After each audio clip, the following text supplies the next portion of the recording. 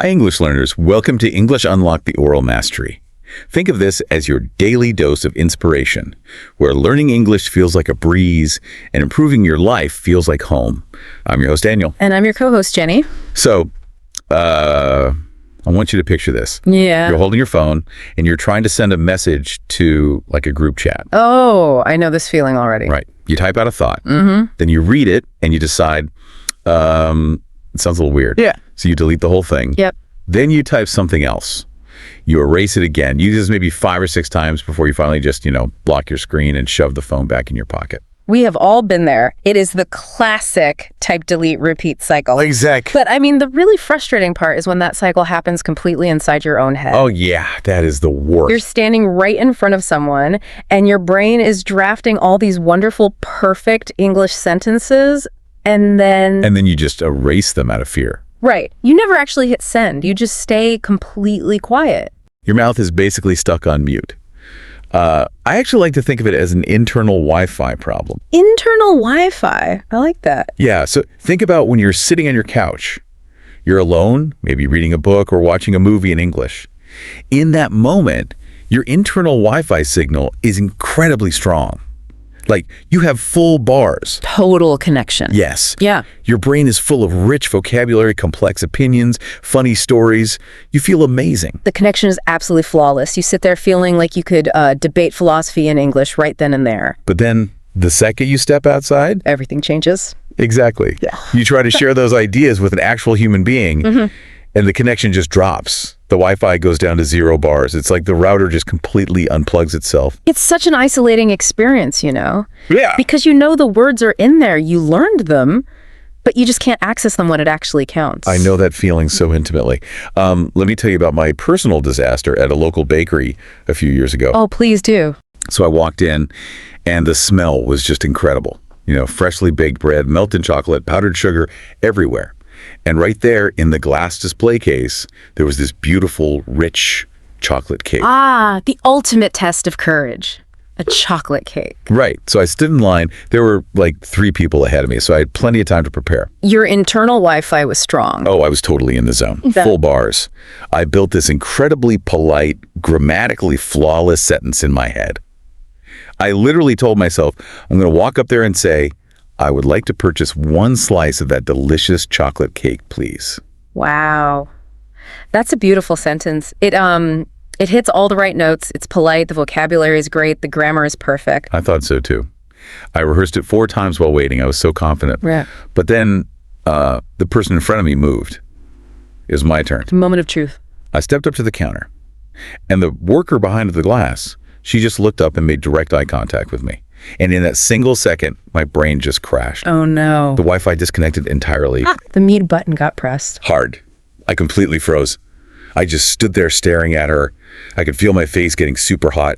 The perfect sentence was just, it was gone. So what did you do? Well, I panicked. I pointed my finger really aggressively at the glass, and I just blurted out, I cake this, please. You said, I cake this, please. I really did. Honestly, that's poetry in a way. It was a nightmare. My face turned bright red. I wanted to just sink into the floor and disappear. But she just smiled, put the slice in a small cardboard box, and handed it to me. Well, hey, you survived. And more importantly, you still got the cake. Which is the true victory here, let's be real. Absolutely. But, your bakery story perfectly captures the reality of this struggle. Your problem in that shop was not a lack of English. Right. You spent 5 minutes building a perfect sentence. You knew the vocabulary. You understood the grammar perfectly. Then what actually happened? Like, why does our internal Wi-Fi work so perfectly when we're alone, but the connection dies the exact moment another human being simply looks at us? Well, it's because of how our brains process danger. Danger? From a baker? I know it sounds silly, but yes. When you're alone in your room, your brain feels entirely safe. There is 0 threat of embarrassment. Okay, that makes sense. But the moment another person looks at you, your brain senses potential judgment. And to our deep emotional brain, human judgment actually feels like physical danger. That feels like a really extreme reaction, though. I mean, it's just a conversation about baked goods, not a life or death situation. To your logical mind, sure. But humans are social creatures. If you go back thousands of years, if you looked foolish and your group rejected you, you were left alone in the wild. Wow, okay. And being alone back then meant actual physical danger. You wouldn't survive. So your brain developed this intense defense mechanism.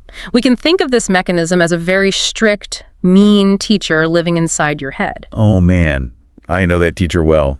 The one with the red pen, just waiting for me to fail. Yes, exactly.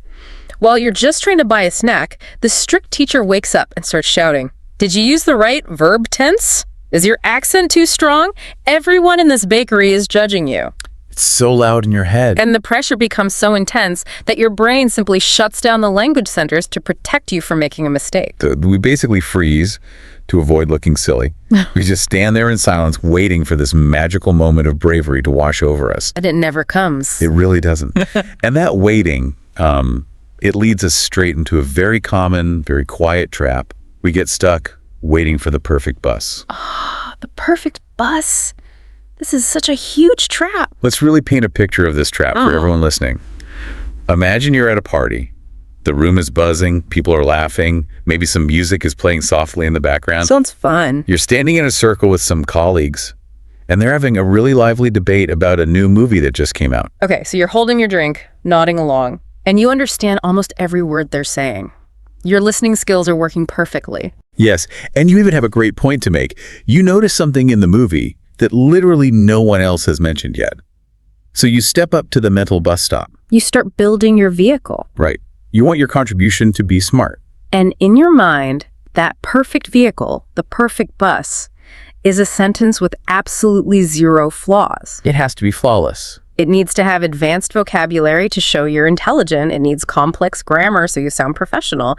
And your pronunciation needs to be, perfectly native. So you start that type, delete, repeat cycle in your head. You think, wait, should I use the past perfect tense here? Or does this word sound weird? You're basically fixing the engine of your bus while standing on the sidewalk. But conversations do not wait for you to build your bus. No, they move fast. While you're standing there editing your grammar, all the other buses drive right past you. The flow of the conversation keeps moving. Someone else makes a joke. The group laughs, and suddenly they aren't even talking about movies anymore. Now they're talking about their favorite Italian restaurants. And just like that, your perfect sentence about the movie is completely useless. You missed your chance. The bus drove away without you. It's an incredibly lonely feeling, isn't it? You end up standing on the edge of the circle, pretending to check a text message on your phone just so you don't look awkward. Yeah, you isolate yourself completely. It happens every single day to millions of English learners. They stay silent, thinking they're just, being careful. Let me challenge that idea of being careful for a moment. Go for it. Is waiting for that perfect bus really about getting our English grammar correct? Or is it just our fear of judgment wearing a grammar disguise? Oh, that's a great way to put it. A grammar disguise. Yeah. It feels like we use perfectionism to hide in our comfort zone so we don't have to be vulnerable. That is the hard truth of it. It's an incredibly clever disguise. We tell ourselves a very noble lie. We say, I'm just trying to respect the language. I want to communicate clearly and professionally. Right. It sounds like we're just being good students. Yeah. But the reality is much, much simpler. If we never speak, we never make a mistake. Wow. And if we never make a mistake, no one can ever laugh at us. That's deep. Striving for flawless speech is basically a shield. Exactly. You protect your pride, but look at the terrible cost. You lose your voice. Which is the whole point of learning. Right. The entire reason you spend hundreds of hours learning English was to connect with other people, to share stories, to make friends. When you demand perfection from yourself, you block all of that human connection. So the perfectionism is the actual trap, not the lack of vocabulary. Precisely. Okay, so if we know we're stuck in this cycle, how do we break out? Like, how do we get off the bus stop and actually join the party? We have to completely change the rules of the game we're playing. We need to stop trying to win the whole war with one perfect speech. We need to shrink the battle down to something we can easily win. Shrinking the battle. I really like that visual. So we stop trying to build a massive tour bus and we just build a bicycle instead. A bicycle gets you moving. Yes, it does. In a real conversation, this means letting go of complex native-level paragraphs. When you feel that strict teacher waking up and that pressure building in your chest, don't try to sound like a university professor giving a lecture. Aim for short, highly simple sentences instead. Exactly. Let's look at a concrete example of this. Say a coworker asks you how your week is going. Your strict teacher immediately wants to impress them. Right. Always. The teacher pushes you to say something like, I've been feeling quite overwhelmed with the excessive demands of my current workload. Just hearing that stresses me out. That sentence is incredibly heavy. It really is. It carries the weight of advanced vocabulary, like excessive and overwhelmed. It requires perfect rhythm to sound natural. It's a massive amount of mental pressure for a casual hallway chat. So how do we shrink that battle? What is the low-pressure alternative? You strip it down to the most basic words you know. Instead of all that heavy vocabulary, just say, work is hard these days. Work is hard these days. Wow. It's so short, just 5 simple words. But think about the impact. Does the coworker understand that you're stressed? Yes, absolutely. Do they feel sympathy for you? Yes, they do. The core message is delivered instantly. The meaning survives, but the pressure is completely gone. Exactly. By using simple grammar, the strict teacher has nothing to criticize. Your internal Wi-Fi stays connected, and you actually get to participate in the real world. You don't have to prove your intelligence in every single sentence you speak. You just have to move your thoughts from your brain into the room. That takes so much weight off your shoulders, doesn't it? It really does. It's so freeing. Let's look at another way to shrink the battle, using reaction words. Oh, reaction words are your best friends in a fast-moving conversation. Let's define that. Oh. Reaction words are tiny conversational fillers, right? Short phrases you drop in while someone else is speaking. Yes, like saying, oh, really? Or, wow, that's difficult. Or even just a simple, I see. They seem almost too small to matter. They do, but the psychological benefit is huge. First of all, conversations can be exhausting to listen to. When someone is telling a long story, your brain is working hard to translate and understand. True. These tiny reaction phrases give your brain a few crucial seconds to breathe. Because you don't have to follow up their long story with a long story of your own. You just react. Exactly. But the deeper benefit is what it proves to your subconscious. When you say, oh, really, out loud, you break the silence. You hear your own voice? Yes. You hear your own voice mixing into the conversation. You prove to your strict internal teacher that the mute button is finally off. Let me put on my strict teacher hat for a second. Oh, boy, here we go. I can hear people listening right now thinking, do reaction words really count as speaking English? Isn't that just a trick? It feels like we're just hiding the fact that we don't have a big vocabulary. It's very common to feel that way. The strict teacher wants you to believe that unless you're delivering a massive monologue, you aren't really speaking. Right. But communication is a shared activity. It's a dance. And reaction words keep you on the dance floor. Precisely. If someone shares a sad story and you look at them and say, that's so hard, you are showing empathy. Yeah, you're connecting. You are actively participating in a human connection. That is successful communication. It's not a trick to hide your skills. It is a valid strategy to stay engaged without panicking. Okay, I love that. So using simple sentences and reaction words are great lifesavers in the heat of the moment. They get us through the tough situations out in public. They do. But we can't just rely on emergency tools forever, right? We need to train our brains behind the scenes so those public moments feel less terrifying over time. Right. This is where we shift from just surviving conversations to actually building long-term confidence. Right. We need to talk about low-pressure practice and creating muscle memory. When you say low pressure, you mean taking the audience away completely. Like we need practice spaces where the strict teacher isn't allowed to enter. 0 grades, 0 judgment. Sounds like a dream. It is. You need a safe zone. And one of the most effective ways to build that zone is through a technique called narration. Narration, how does that work? It's incredibly simple. You just talk to yourself out loud while doing your normal, boring, daily chores. So you narrate your life like you're the star of a documentary. Exactly. Let's look at a cooking scenario, for example. You're alone in your kitchen. There is no one around. As you make dinner, you literally speak your actions into the empty room. Like, what would I say? You say, now I'm turning on the stove, now I'm chopping the onions, now my eyes are watering and I'm crying. It sounds a little ridiculous, honestly. Like if someone walked in, they'd think you were crazy. It feels very silly at first. But the science behind why this works is powerful. English isn't just a mental exercise. It is a physical, athletic activity. Wait, athletic? Yes. Yes. Your tongue, your lips, your vocal cords, they all have to move in brand new patterns to create English sounds that they aren't used to making. That makes a lot of sense. If you only ever read English books or listen to audio, your brain gets smarter, but your mouth muscles get absolutely zero practice. Exactly. When you narrate chopping an onion out loud, you are training those physical muscles in a completely safe environment. Because the onion doesn't judge your accent. Right. And the stove doesn't care if you use the wrong preposition. You're greasing the wheels. Yeah. You're making the physical act of speaking feel normal to your body. Yes. Another great low-pressure environment is actually your own bathroom, practicing in front of the mirror. Oh, the mirror is a classic tool for a reason. You stand there, look yourself right in the eyes, and speak. It's really uncomfortable at first, I gotta say. We aren't used to making eye contact with ourselves while we talk. It can feel very awkward, but the beauty of the mirror is its neutrality. The mirror never laughs at you. Never. Yeah. It never interrupts you to correct your pronunciation. It just reflects your effort. It trains your brain to accept the image of you as a confident English speaker. So these low-pressure routines, talking to onions, talking to mirrors, they're fantastic. But to make them truly effective, we have to change the fundamental way we view our own progress. Yes, we need a massive mindset shift. This might be the biggest hurdle of all, honestly. It's the story we tell ourselves every single day. It is. I've met so many brilliant learners who start every single conversation with an apology. Oh, I hate when they do that. They say, "I'm sorry my English is terrible," or "Please forgive me, my English is so bad." And those phrases are incredibly damaging. We urge you to permanently delete them from your vocabulary. Why is it so bad to say that, though? Isn't it just being humble? No, because when you tell yourself, my English is terrible, you're making a final judgment. You are slamming a door shut and locking it. You're accepting defeat. It leaves no room for hope. You're basically saying this is how it is and it won't change. Exactly. So what's the alternative? How should we frame our progress? You need to replace that phrase with a brand new one.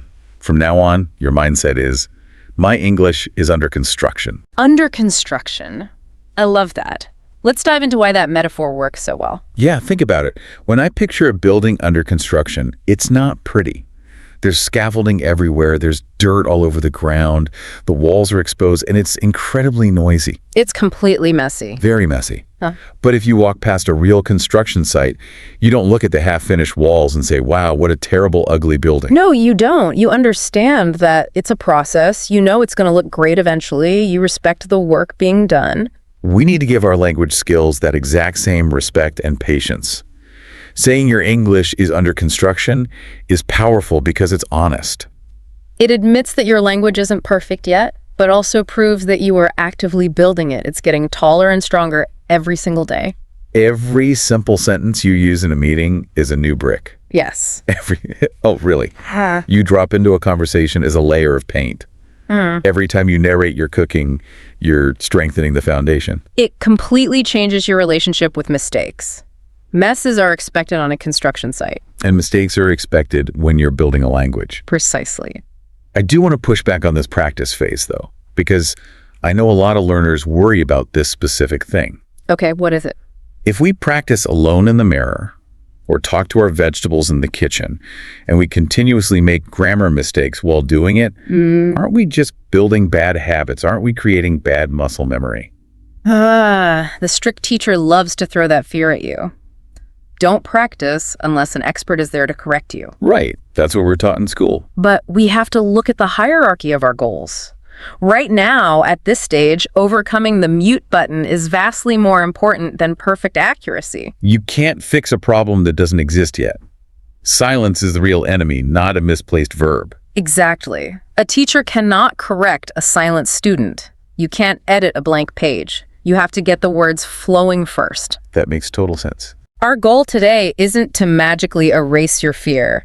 That fear of judgment might always be there a little bit. It's human nature. It is. The goal is to take that fear by the hand, walk with it, and open your mouth anyway. The accuracy, the beautiful grammar, the complex vocabulary, all of that will naturally fall into place later once the words are actually leaving your mouth on a regular basis. The under construction mindset gives us the grace to be imperfect. It gives us permission to just be brave. So let's look at the map of everything we've covered in this deep dive today. It's been a lot of ground. The journey starts with recognizing that strict internal teacher and politely asking them to leave the room. You have to step away from the bus stop. Stop waiting for the perfect bus to arrive because it simply doesn't exist. It's just a fear disguise keeping you isolated. Change the rules of the game by shrinking the battle. Let go of the heavy, complex sentences. Saying, work is hard these days, is a massive victory. Keep yourself on the dance floor by using small reaction words. Let your brain breathe. And build your foundation in the shadows. Create a safe space with zero judges. Narrate your life out loud while you cook. Make eye contact with your mirror. Remind yourself every day that your skills are wonderfully, messily under construction. Don't wait until the fear is gone. Take the fear with you. In fact, we want to challenge you right now. Yes, a challenge for everyone listening. As soon as you finish listening to this deep dive, we challenge you to say one real English sentence out loud today. Just one. You don't have to give a speech. Say it to a barista, say it to a coworker, say it to your dog, or just say it to your reflection in the bathroom. Break the cycle of silence today with your own voice. We also want to build a community of builders here. Please leave a comment on this deep dive below. Yes, tell us about one specific situation where your internal Wi-Fi drops. Where do you usually stay quiet because of overthinking? Is it at the grocery store? During team meetings at work. Share it with us. Reading through the comments and seeing everyone else's struggles is the quickest way to realize you're not alone in this. Not at all. We are all dealing with that exact same strict teacher. Before we wrap up, I want to leave you with a final thought to chew on today. Let's hear it. If human communication was truly about having perfect grammar and flawless pronunciation, babies would never get fed. Oh, wow. That's so true. We figure out what people need because we want to connect. Language isn't a final exam you have to pass. It's simply a bridge to reach the person standing right in front of you. Stay unlocked.